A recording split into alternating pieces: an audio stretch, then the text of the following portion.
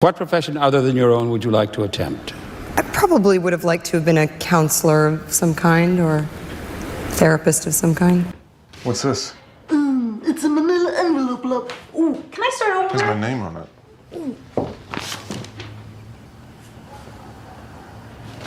Oh, Jesus. Sorry.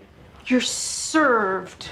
Until I read the script, I didn't realize how much of a love story this film really was going to be. I think what I was so attracted to and what I could relate to in this was actually what remains between the characters, which is just a lot of love. And it actually felt very much like a love story to me, which of course is heartbreaking, but also so much more poignant than just than a film about two people that, you know, have grown to hate each other, because that's not really what this is about. It's interesting that the film starts off with the two characters describing what they love about one another, just to try to kind of remember the good stuff that's there between them. And actually, through this unraveling, she's actually able to gain the perspective again to appreciate all of those things that she loves about her, you know, soon-to-be ex-husband. It's interesting because it's kind of the love story told through a divorce. It's just very unique that way.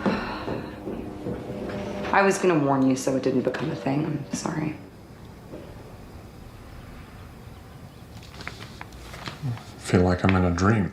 How was working with Adam? It was wonderful. It was really one of my most kind of treasured experiences. It's so personal to talk about that. I had a lot of trauma. There was a lot of movement in my family and my emotional life. You know, I had to kind of grow up sort of fast. By the time my twin brother and I came around, I think my parents' marriage it had a lot of strain. We were living on welfare, we were on food stamps. My parents were raising 4 kids in a low-income household in Manhattan, so it was a lot, yeah.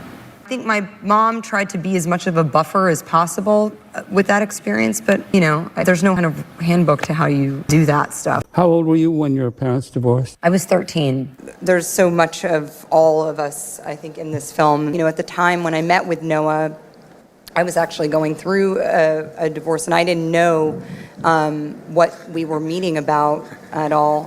But I just kind of... And I didn't know you were going through... And he didn't know I was going through a divorce. So when I came in, I mean, I knew we were meeting to talk about something he was, you know, kind of... had been working on, but I think I just kind of probably blew into the room and, you know, just ordered a glass of white wine and started complaining. And, you know, and he was just listening and attentive, and then he was like, funny you should, you know, be talking about this. It was a really cathartic experience to be able to share with him, and then to have him also share with me, and it just came at somehow just the right time. You spent your early years in San Diego, and then your parents split up and you moved to the Midwest.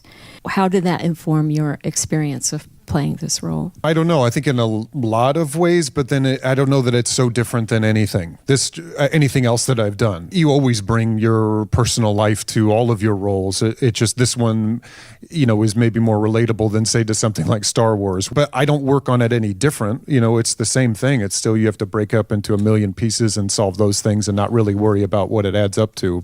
I don't think you necessarily had to have gone through a divorce or been a child of divorce to play that part, I don't think, but it definitely makes homework easier. That doesn't necessarily it means that it'll be better, you know, because it's not my job to have a feeling about what I'm doing. It's to convey a feeling for the audience. Do you view relationships differently now that you've lived through this process? Divorce is not a failure. It feels like a failure when you're going through it, and I think a lot of people may view it that way, but actually, you know, you should still celebrate the marriage that you had, that you spent, you know, 10 good years or whatever it is with that other person and all you accomplished in that time.